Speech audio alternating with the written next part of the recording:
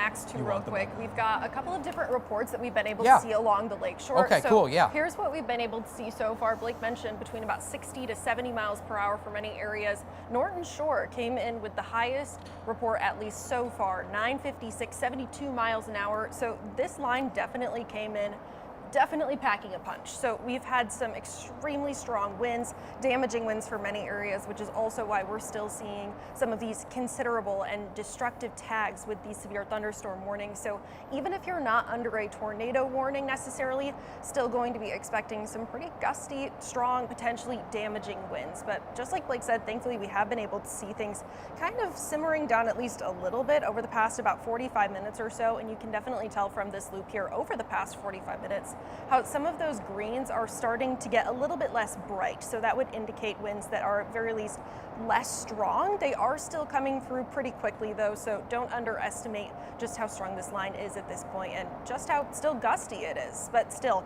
it's going to be the wind that we're dealing with, that possibility of some spin up tornadoes. We're seeing a couple of those tornado warnings still. And something that I don't want you to forget about either is that we are still going to be seeing the possibility for hail. So that is also going to be something to be concerned with a couple of these storms. Somewhere especially that I've got my eye on at this point, largely going to be across portions of Ottawa County, extending down along the lakeshore through much of Allegan County into Van Buren County, some of those darker colors that you're seeing on your screen there.